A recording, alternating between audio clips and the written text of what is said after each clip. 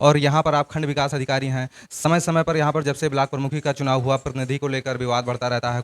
तमाम सारे प्रतिनिधि बनकर प्रमुख के आते हैं कि मेरा श्री श्रीश पांडे जी जो कि उनके सुपुत्र हैं और आदरणीय हरिद्वार मिश्रा जी जो कि हैं उनको प्रतिनिधि के रूप में चूँकि को लेकर मैं आपसे जानना चाहूँगा कि आज के टाइम में आप तमाम सारा विवाद देख रहे हैं, जैसे तालाबों का सौंदर्यीकरण चल रहा है, उसमें ऐसी गाइडलाइंस हैं कि जैसे मजदूरों के द्वारा काम कराया जाएगा, लेकिन कहीं जेसीबी के द्वारा काम कराया जा रहा है। अभी कल आपने देखा सिकंदरपुर की ग्राम पंचायत में, वहाँ पर मामला सोशल मीडिया रोजगार पर एक स्कीम है।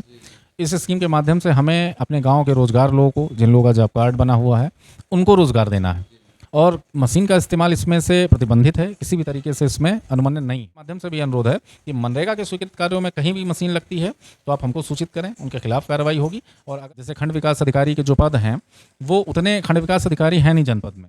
खंड विकास अधिकारी को लेकर चर्चा चलती है जब, तो तमाम सारे बच्चे जो हैं, युवा हैं, या तमाम ग्राम प्रधान हैं, या तमाम सारे ऐसे लोग हैं हम अपने सभी प्रधान बंधुओं को जागरूक करें। ऐसी समस्याओं को रोकना सर आपके लिए चुनौती भी बहुत बड़ी है। बिल्कुल चुनौती भी है और जिम्मेदारी कर रहा था तो मुझे पता चला कि सिर्फ 14 ग्राम प्रधान ऐसे हैं जो दोबारा चुन के आए हैं। बाकी तो हमारे सारे ग्राम प्रधानगण पहली बार। दो फीडर हैं, दो चलते हैं, एक श्रृंगनारी है, एक मखौड़ा है। और पूरे सदन ने एक मत के साथ में वहाँ के जो जेई साहब थे तो उनके कार्यप्रणाली के संबंध में सवाल उठाए थे। अभी जो बैठक हुई थी क्षेत्र पंचायत की, उसके माध्यम से वो सारे प्रस्ताव हमारे पास आ गए हैं। हम उन प्रस्तावों पर सर्वेक्षण। आपसे जूनियर अधिकारी जैसे सेक्रेटरी हैं, एडीओ हैं, तो उन सभी के लिए आप क्या मैसेज देना चाहेंगे कि सभी आपकी अनुपस्थिति में करें, आप उनकी समस्याओं को दूर करें। तो मेरा अपना व्यक्तिगत रूप से भी मानना है कि आप सभी को नमस्कार दोस्तों, मैं हूं जगन्नाथ मिश्रा और हमारे यूट्यूब चैनल पे आप सभी का बहुत स्वागत है। दोस्तों, आज हमारे साथ में परशुरामपुर ब्लॉक से खंड विकास अधिकारी डॉक्टर राजमंगल चौधरी जी आज हमारे साथ में जुड़े हुए हैं, जो कि आज हम आपसे विस्तृत रूप से परशुरामपुर ब्लॉक के बारे में, क्या यहाँ पर योजनाएं चल रही हैं, कैसे आप यहाँ तक पहुँचे, इसका आपके पीछे इतनी बड़ी सफलता जो है उसके बारे में भी हम चर्चा करेंगे। परशुरामपुर में क्या विकास कार्य चल रहे हैं, क्या समस्याएँ हैं, तमाम सारे बातों पर हम फोकस करेंगे। सबसे पहले सर हमारे चैनल पर जुड़े हुए हैं, सर हमारे चैनल पर स्वागत है आपका। बहुत बहुत धन्यवाद आप सभी का। इस चैनल के माध्यम से अब मैं सभी का स्वागत और अभिनंदन करता हूं।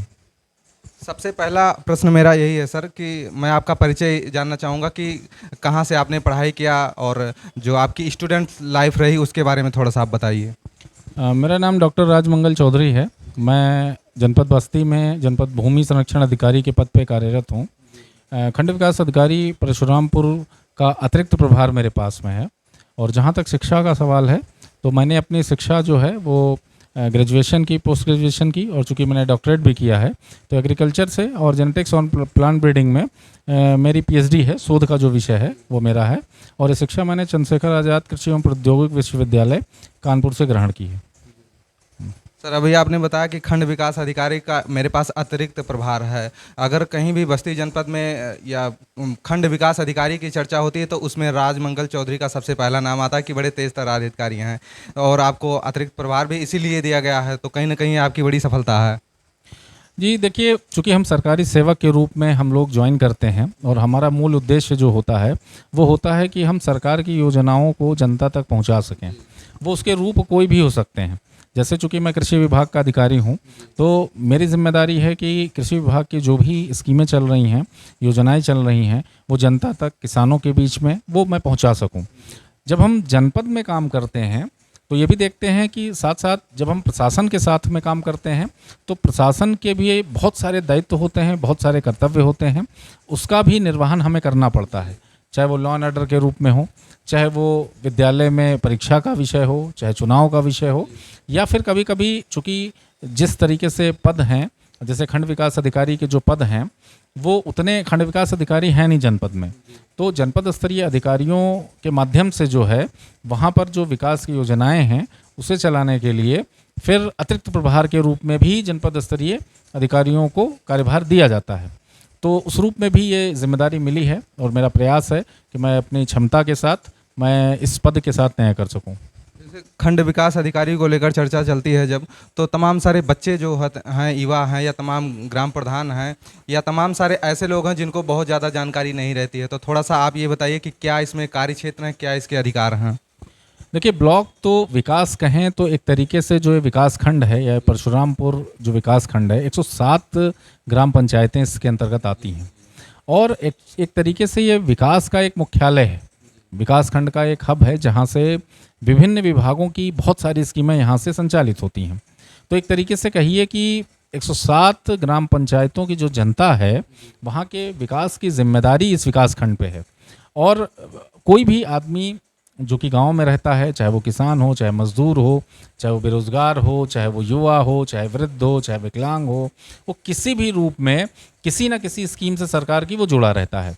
तो एक बहुत बड़ी जिम्मेदारी विकासखंड की होती है कि एक तो स्कीमों को उन तक पहुंचाना, और बहुत सारे लाभार्थी, इसमें चुनौतियां भी होती हैं हमारे सामने। संसाधनों की सीमितता होती है, संसाधन नहीं होते हैं हमारे पास।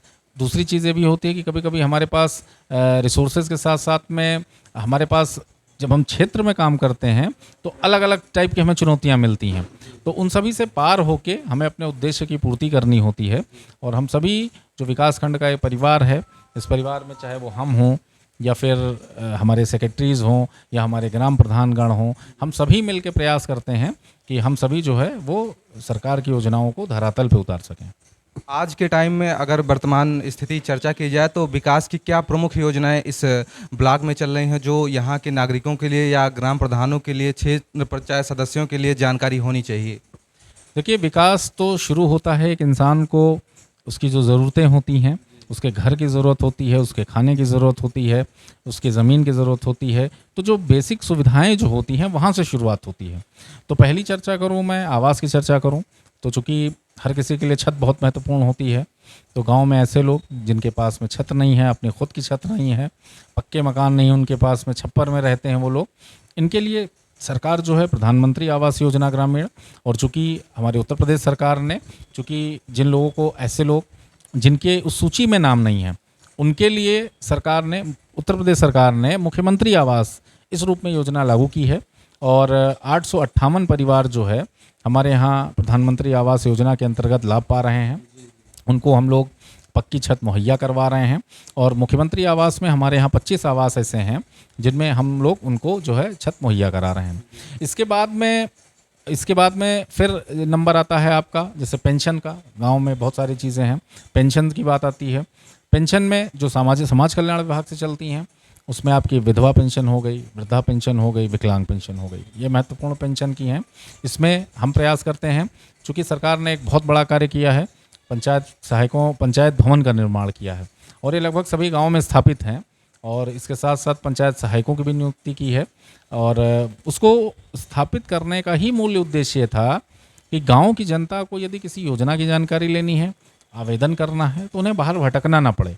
तो हम लोग, सर, इस बीच देखा जाता तमाम सारे ग्राम प्रधान ऐसे हैं जिनको अपने कार्य ही नहीं पता है कि मुझे ब्लॉक पर क्या कार्य करना चाहिए। तमाम सारे उनके प्रतिनिधि हैं जो फेक कागजी कार्यवाही पूरा करके पैसे निकाल लेते हैं, उनको पता नहीं चलता। तो इस ऐसे में उनका रोल बढ़ जाता है कि वो अपने अधिकार को सर्वप्रथम जाने।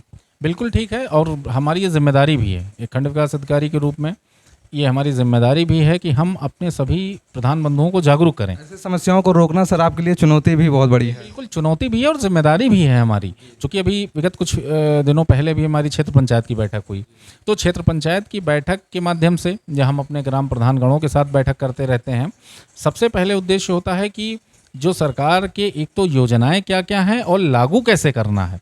चूँकि कई सारे हमारे ग्राम प्रधानगण ऐसे हैं जो पहली बार चुन के आए हैं। जैसे एक बैठक में मैं कर रहा था तो मुझे पता चला कि सिर्फ 14 ग्राम प्रधान ऐसे हैं जो दोबारा चुन के आए हैं, बाकी तो हमारे सारे ग्राम प्रधानगण पहली बार चुन के आए हैं। तो बहुत सारी योजनाओं की कि कैसे आवास कैसे दिलाएं, क्योंकि जनता प्रधान से पूछती है कि हमारा पेंशन कैसे बनेगा, हमें आवास कैसे मिलेगा, हमें मजदूरी चाहिए, हमें काम कैसे मिलेगा। तो ये हमारी जिम्मेदारी है कि हम उन प्रधानगणों को, हम ये प्रयास भी करते हैं कि उससे संबंधित अलग अलग विभागों के जो अधिकारी हैं उनके थ्रू उनको जानकारी दें, उनको योजनाओं की जानकारी दें, आवेदन की जानकारी दें, किस तरीके से क्रियान्वित करना है। और ये भी प्रयास करते हैं कि यदि उन्हें कोई समस्या आए ऐसी, तो डायरेक्ट भी मिल के हमारे माध्यम से उनको उनकी समस्या का जो है वो समाधान हम उनका कर सकें। अभी सर आपने बैठक का जिक्र किया, जो बीडीसी और ग्राम प्रधानों की जॉइंट एक बैठक हुई थी, तो उसके बीच में ये जैसे बिजली की समस्या बहुत बड़े स्तर पर उभर कर आपके सामने आई, पूरा गहमा गहमी के बीच में बैठक संपन्न हुआ। तो इस पर आप क्या अपडेट देंगे? चूँकि उस टाइम पर आपने कार्रवाई की बात किया था कि जेई साहब उपलब्ध वहाँ पर अनुपस्थित थे, ऐसी बातें सामने निकल कर आईं, तो इस पर क्या आप जानकारी देंगे? हाँ बिल्कुल, क्षेत्र पंचायत की बैठक में चूँकि सदन में हमारे यहाँ चूँकि 2 फीडर हैं, 2 चलते हैं, एक सिरंगेनारी है, एक मखौड़ा है। और सदन ने, पूरे सदन ने एक मत के साथ में वहाँ के जो जेई साहब थे तो उनके कार्यप्रणाली के संबंध में सवाल उठाए थे, असंतोष व्यक्त किया था, उनके व्यवहार के प्रति आपत्ति दर्ज की थी। तो मैंने ये सभी सदन को आश्वस्त भी किया था कि चूँकि आप सभी सदस्यगणों की भावना को हम जिले स्तर पर जिले प्रशासन को और साथ ही साथ उनके विभागीय अधिकारियों को इस संबंध में अवगत कराएंगे। और साथ ही साथ चूँकि उस दिन वो छुट्टी पे थे और उनके पास जो अतिरिक्त प्रभार था जो सिरंगेनारी के, वहाँ के जेई साहब आए थे, तो उनसे भी ये कहा गया था कि हम सभी सरकारी सेवकों की जिम्मेदारी है कि हम लोगों का जो व्यवहार हो वो संयमित होना चाहिए, सबके साथ एक होना चाहिए और मर्यादित होना चाहिए। तो ये तो है, तो इस संबंध में भी उच्चाधिकारियों को लिखा गया है और ये है कि उस भावना से अवगत होकर आगे की कार्रवाई ऊपर से होगी। सर, मनरेगा को लेकर मैं आपसे जानना चाहूँगा कि आज के टाइम में आप तमाम सारा विवाद देख रहे हैं, जैसे तालाबों का सौंदर्यीकरण चल रहा है, उसमें ऐसी गाइडलाइंस हैं कि जैसे मजदूरों के द्वारा काम कराया जाएगा, लेकिन कहीं जेसीबी के द्वारा काम कराया जा रहा है। अभी कल आपने देखा सिकंदरपुर की ग्राम पंचायत में, वहाँ पर मामला सोशल मीडिया पर वायरल हुआ है और ऐसे तमाम सारे जगहों से भी ये मामले आ रहे हैं सामने। तो इसको लेकर प्रधानों के लिए क्या निर्देश है जो सरकार के द्वारा आप बताना चाहें? जी, सबसे पहले तो आपके माध्यम से भी ये बताना चाहूँगा कि मनरेगा स्कीम जो है रोजगार परक स्कीम है। इस स्कीम के माध्यम से हमें अपने गांव के रोजगार लोगों को, जिन लोगों का जॉब कार्ड बना हुआ है, उनको रोजगार देना है। और मशीन का इस्तेमाल इसमें से प्रतिबंधित है, किसी भी तरीके से इसमें अनुमन्य नहीं है। हमारे जो आपने सिकंदरपुर प्रकरण की बात की, तो मेरे पास भी ये प्रकरण आया और मेरे संज्ञान में आया। मैंने फिर चेक भी करवाया तो उससे पता चला कि उस सिकंदरपुर ग्राम पंचायत में मनरेगा से कोई भी कार्य स्वीकृत नहीं था। तो मेरे पास फ़ोन भी आया था, तो मैंने उनको फ़ोन पे ये भी बताया कि चूँकि अगर जो जेसीबी किसी मनरेगा के गाइडलाइन में कोई भी मशीन चलती है तो वहाँ जिम्मेदारी विकास खंड की होती है, ये जिम्मेदारी सचिव की है, जिम्मेदारी बीडीओ की है कि उनके विरुद्ध वो लोग मनरेगा अधिनियम के एक्ट के अंतर्गत वो लोग कार्रवाई करें। लेकिन अगर जो वो कोई भी स्कीम अगर जो इसमें पास नहीं है तो वो खनन का इशू हो जाता है। तो मैंने फ़ोन पे उनसे अनुरोध किया, मैंने कहा कि चूंकि आपकी समस्या खनन से संबंधित है, इसलिए आप तहसील पे संपर्क करें। तो संतुष्ट हो गए, उन्होंने कहा हाँ मैं संपर्क करता हूँ। तो ये आपके माध्यम से भी अनुरोध है कि मनरेगा के स्वीकृत कार्यों में कहीं भी मशीन लगती है तो आप हमको सूचित करें, उनके खिलाफ कार्रवाई होगी। और अगर जो ऐसा कोई कार्य जो कि खनन से है तो वो उसके लिए तहसील जिम्मेदार है, आप वहाँ पर संपर्क करें। सर, एक प्रमुख क्वेश्चन मेरे मन में चल रहा है कि ये परशुरामपुर ब्लॉक अगर देखा जाए तो पूरे तहसील के सबसे बड़ी ब्लॉक मानी जाती है और यहाँ पर आप खंड विकास अधिकारी हैं। समय समय पर यहाँ पर जब से ब्लॉक प्रमुखी का चुनाव हुआ, प्रतिनिधि को लेकर विवाद बढ़ता रहता है। तमाम सारे प्रतिनिधि बनकर प्रमुख के आते हैं कि मेरा काम होना चाहिए। तो इन सब को आप कैसे हैंडल करते हैं और इस पर विशेष जानकारी जनता को क्या देना चाहेंगे? क्योंकि जब तमाम सारे लोग प्रतिनिधि बनकर यहाँ आते हैं तो जनता कंफ्यूज रहती है कि हम ब्लॉक प्रमुख कौन है या किसके पास जाएं सही रूप से, क्योंकि शांति देवी तो नामित ब्लॉक प्रमुख हैं लेकिन प्रतिनिधि कई सारे हैं। नहीं, देखिए इस विषय में बड़ा स्पष्ट है कि जो प्रमुख हैं वही ही प्रमुख हैं, क्योंकि उनके नाम से चुनाव लड़ा गया है और उन्हें जो माननीय क्षेत्र पंचायत सदस्यगण हैं उन्होंने उनको मनोनीत किया है। तो इसमें तो कोई संशय नहीं है कि क्षेत्र पंचायत प्रमुख के रूप में आदरणीय श्रीमती शांति देवी जी हैं। बात रही प्रमुख के प्रतिनिधि के रूप में, अब वो कोई क्या कहता है क्या नहीं कहता है ये बात एक अलग है। लेकिन चूँकि उन्होंने अपने उन्होंने श्री श्रीश पांडे जी जो कि उनके सुपुत्र हैं और आदरणीय हरिद्वार मिश्रा जी जो कि हैं, उनको प्रतिनिधि के रूप में, चूँकि एक महिला होने के नाते बहुत सारी चीज़ें होती हैं कि उत्तरदायित्व के निर्धारण में कभी कभी होता है कि आदमी सक्षम नहीं हो पाता है, तो सुविधा के लिए उन्होंने किया है। तो दोनों लोग एक्टिव रहते हैं और बहुत तत्परता के साथ में और जनता की समस्याओं को सुनते हैं और संज्ञान में लाते हैं और प्रयास करते हैं कि क्षेत्र पंचायत से जो कार्य हो रहा है वो बेहतर हो और जनता की समस्याएं भी विकासखंड पे पहुँचें और वो दूर हों। क्योंकि जनता के मन में बहुत काफ़ी टाइम से चल रहा था कि एक तरीके से इस पर कोई ध्यान देने वाला, लावारिस जिसे कह सकते हैं कि चल रहा है। यहाँ पर तमाम सारे लोग हैं तो लोग परेशान थे, इसलिए मैंने आपसे जानने की कोशिश। जनता कोई भी आती है, आपको कोई भी जनता विकासखंड पे आती है अपने कार्य के लिए आती है। जो बात आपने कहा कि प्रमुख के पास जनता जैसे माननीय प्रमुख जी के पास जाती है, जैसे क्षेत्र पंचायत में कई बड़े सारे कार्य होते हैं। क्षेत्र पंचायत कार्यों में ऐसे ग्राम पंचायत में विभिन्न ग्रामों में या क्षेत्र पंचायत में जैसे बाउंड्री वॉल बननी हुई, चक्रोड वो बनना हुआ, इंटरलॉकिंग होनी हुई, खड़ंजा लगना हुआ, या बहुत सारे हमारे यहाँ कार्य हुए हैं जैसे अभी CSC की बाउंड्री बनी हुई है या फिर अभी बहुत सारे भी समितियों के मरम्मत का कार्य हुआ है। तो ये बड़े बड़े जो कार्य होते हैं इनका प्रस्ताव जो होता है वो सदन के माध्यम से आता है तो अभी जो बैठक हुई थी क्षेत्र पंचायत की, उसके माध्यम से वो सारे प्रस्ताव हमारे पास आ गए हैं।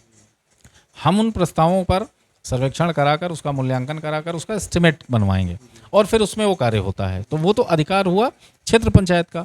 तो वो बैठक भी हुई, सबके सामने हुई, माननीय प्रधानगण, क्षेत्र पंचायत सदस्यगण, सभी लोगों ने उसमें प्रतिभाग किया, उसमें कहीं कोई डाउट नहीं है। दूसरी चीज़ जो रही, विकास खंड की स्थापना किस चीज़ के लिए है कि जनता यहाँ पर आती है, उसकी समस्याओं का समाधान हो। तो यहाँ पर मैं भी प्रयास करता हूँ पर्याप्त समय दूँ, और हमारे यहाँ एडीओ जो हैं या सेक्रेटरी जो हैं, और यहाँ पर जो जनता आती है, तो ये प्रयास होता है कि उनकी समस्याओं इंटरटेन हो और उनका समाधान हो। तो ऐसी कोई अभी तक प्रकरण ऐसा संज्ञान में नहीं आया है कि जनता की यहाँ बात नहीं सुनी जाती है, या जनता कन्फ्यूज़न की स्थिति में है कि हमें अपना पेंशन बनाना है, आवास बनाना है, या फिर हमें कोई ज़रूरत है, तो उसके लिए हम कहाँ जाएँ? उसके लिए विकास खंड कार्यालय है, खंड विकास अधिकारी के रूप में मैं या फिर एडीओ, यहाँ पर लोग मौजूद रहते हैं और उनकी समस्याओं का समाधान होता है।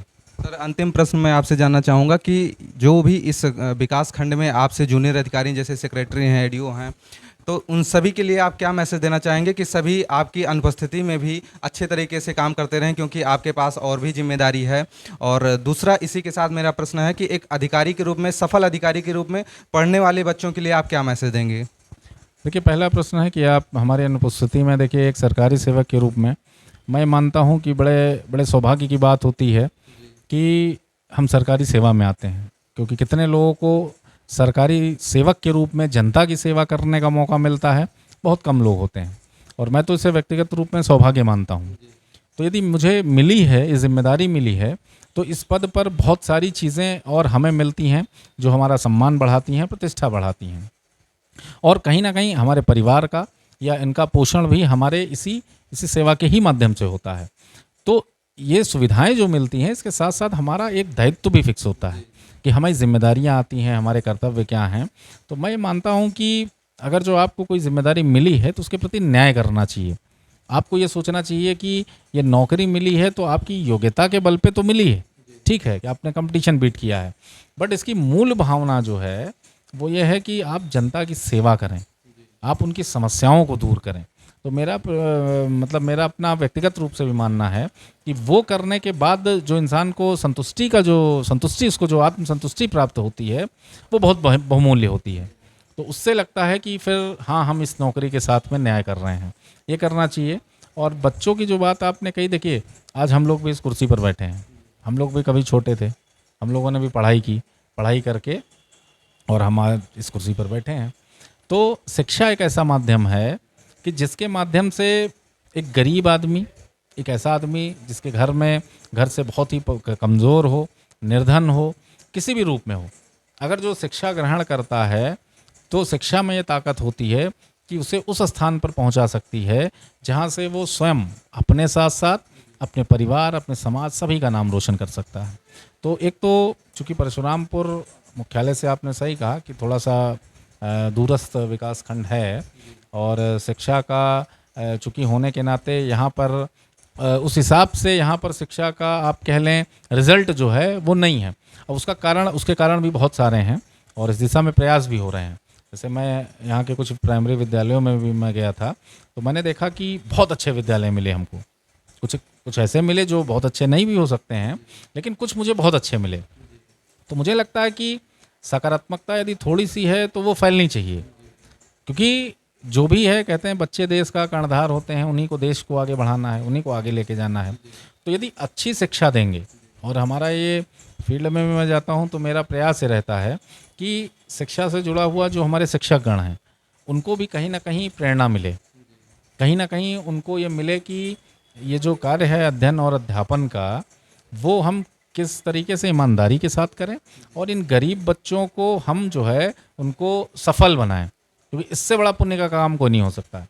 साथ ही साथ मैं इससे जुड़े हुए, जैसे मैं प्रधानगण हैं, हमारे सचिव हैं, इनको भी मैं प्रयास करता हूं कि चूँकि डायरेक्टली तो ये लोग इन्वॉल्व नहीं हैं शिक्षा से, बट इनडायरेक्टली इनकी बहुत बड़ी भूमिका है। और उससे ज़्यादा अगर जो व्यक्तिगत इंटरेस्ट इनका होता है, तो कहीं ना कहीं जो हम सभी लोग चिंतित जो रहते हैं शिक्षा व्यवस्था को लेकर, शिक्षा की क्वालिटी के लिए, तो कहीं ना कहीं हम सबका प्रयास होगा, हम एक टीम बना के काम करेंगे, तो कहीं ना कहीं फिर हमारे गाँव की जो ये प्राइमरी एजुकेशन सिस्टम है, इसमें सुधार आएगा।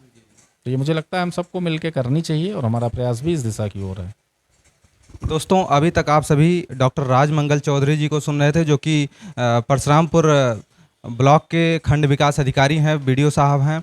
तो मैंने उनसे पढ़ाई से रिलेटेड सभी प्रश्न किए कि आपने कैसे, आपको सफलता मिली और सफलता पाने के लिए आपको किस तरीके से मेहनत करना चाहिए। मैंने जूनियर अधिकारियों के लिए, जैसे जो एडीओ पंचायत हैं, सेक्रेटरी हैं, तमाम और अन्य प्रतिनिधि गण हैं जो अपना अधिकार नहीं जानते हैं, सभी के लिए मैंने सामूहिक रूप से प्रश्न किया किस तरीके से अपने दायित्वों का निर्वहन करना चाहिए। सर के माध्यम से एक जवाब सामने निकल कर आया जो आप सभी को बहुत ध्यान से सुनना चाहिए कि अगर ये सरकारी नौकरी मिली है तो ये बड़े सौभाग्य की बात है कि आपकी सेवा करने का मुझे अवसर मिल रहा है। तो इसके प्रति नाइंसाफ़ी नहीं करनी चाहिए, न्याय करना चाहिए, जो आपका दायित्व है उसका निर्वहन करना चाहिए। निश्चित रूप से आपका यह नैतिक दायित्व बनता है।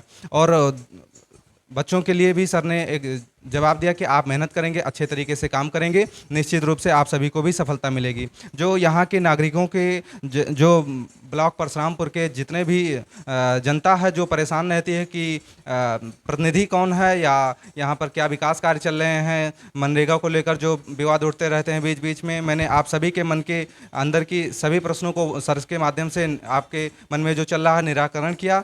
आप सभी निश्चित रूप से इस वीडियो को सुनिए और अपनी जानकारी बढ़ाइए और इसको ज़्यादा से ज़्यादा संख्या में शेयर करिए ताकि और सभी लोग सुन सकें और अपने अधिकारियों के प्रति जागरूक हो सकें। सर आपने अपना अमूल्य समय निकाला, हमारे साथ बातचीत किया, इसके लिए आपको धन्यवाद। बहुत बहुत धन्यवाद आपका भी। धन्यवाद।